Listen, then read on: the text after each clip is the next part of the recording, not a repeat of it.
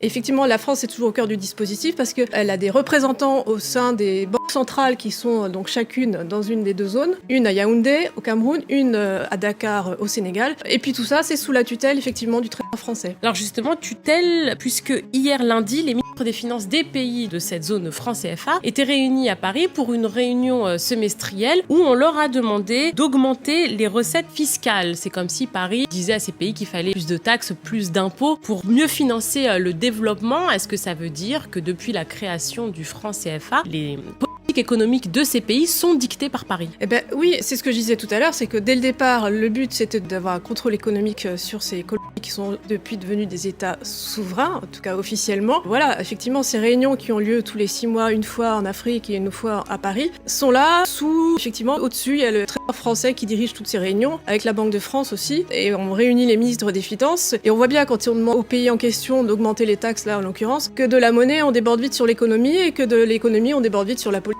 Et donc voilà, il y a un contrôle en fait général. C'est pour ça que dans le livre on parle de système CFA et pas seulement de franc CFA.